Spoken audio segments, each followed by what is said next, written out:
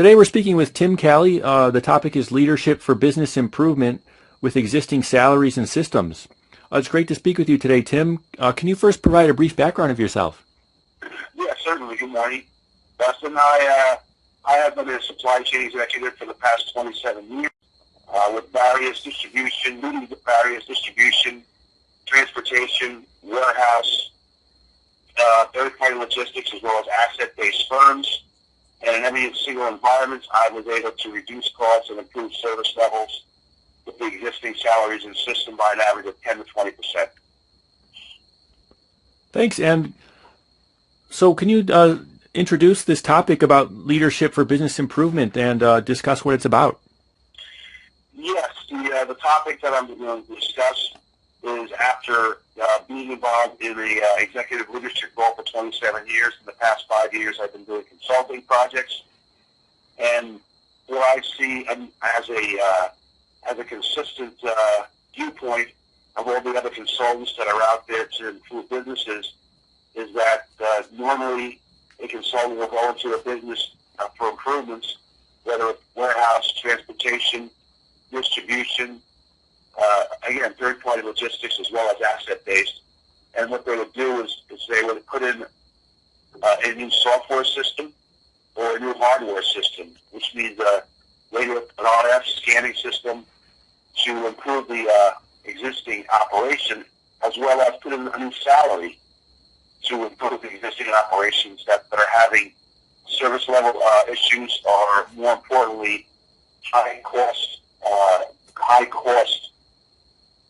within the existing operation. So what I've seen is that they have to put in more money into the system to improve the current system as far as executive salary or a hardware or software system, whether it's something as far as integrating the existing software or a scanning or forklift operation, RF system, or any kind of a scanning mode. So that's where I'm at, and I'm able to improve the existing operation without putting in new salaries or systems.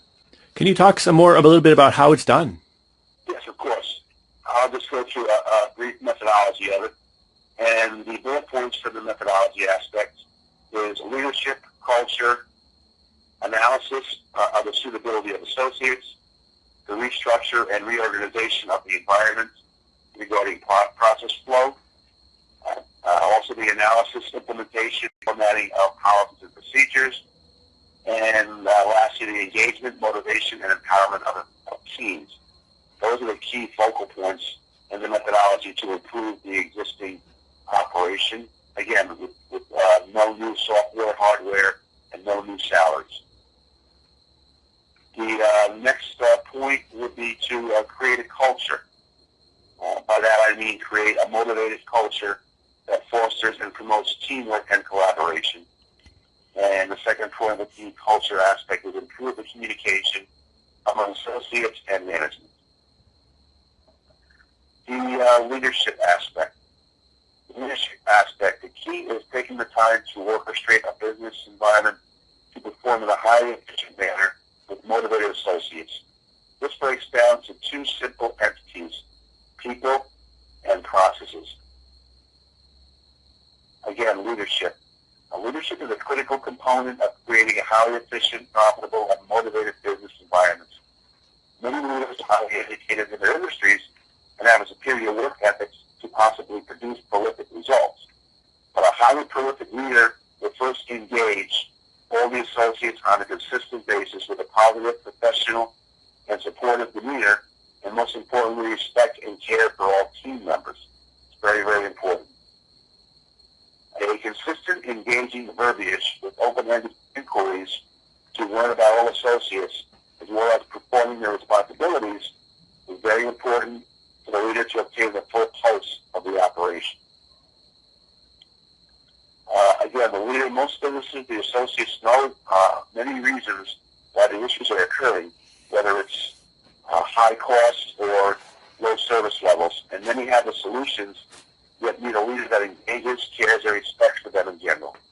Associates are also really respect a leader that is open to admit when they make a mistake and engages in very collaborative, open-ended inquiries, such as "Makes sense?" or "What do you think?" The business issue history regarding a root cause. Many businesses in our world, when an issue occurs, place an abundance of people and/or processes on the problem, creating a crisis management scenario. The main goal is an analysis of the root cause of the issue, proper restructuring of the processes, procedures, to ensure there is accountability to prevent any further issues is required. Analysis process flow would be the next step.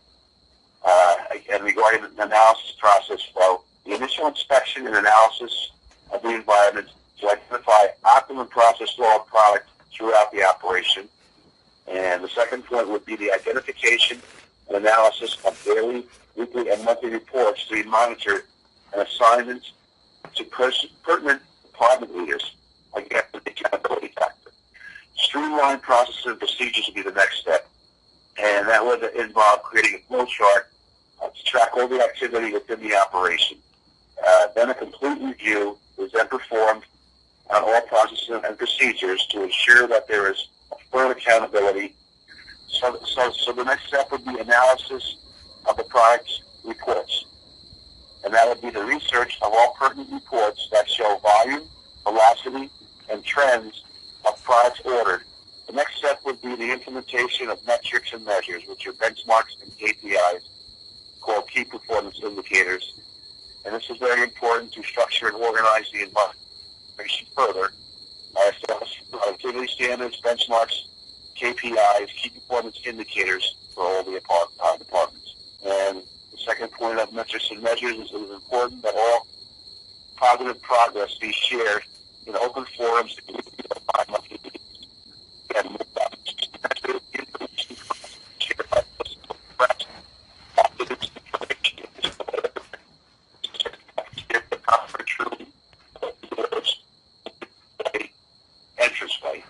as well as sharing positive emails with subordinates and presenting it in a positive professional manner, such as green italics, tilted and positive words, such as keep the pulse going, keep the momentum going.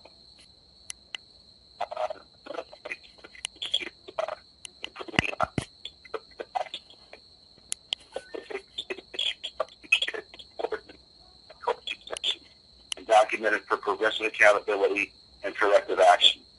Again, that's going back to the root cause of the issues, where when an issue occurs, most businesses put many people and many procedures on it and do a crisis management without finding out what the root cause of the aspect was.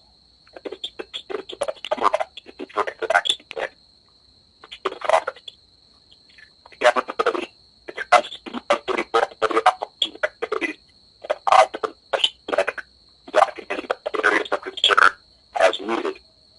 Accountability is critical in an operation because if you don't hold people accountable in a positive, professional way, the same occurrences and issues will happen over and over again.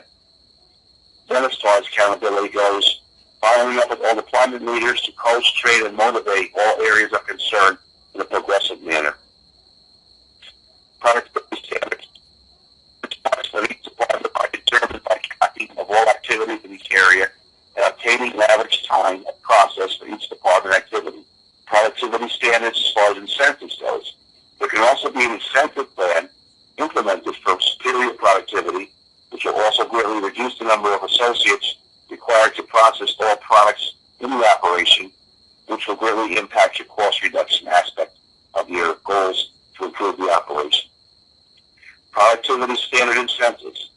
This program should be implemented by analysis of the benchmark set for standard productivity versus the incentive productivity level, which again will also greatly reduce your staff and reduce costs by giving them incentives to produce a higher standard of productivity than what the average standard productivity is, which is called the benchmark. Going back to leadership goals. Leaders will then share both the company goals in an open forum and also individual goals of all associates in individual sessions. More about leadership goals. It's very important these goals and expectations of both overall company and associates have been carefully measured to ensure they are achievable going into continuous improvements. It is very important to continuously communicate to all associates a continuous sense of urgency mode in the environment.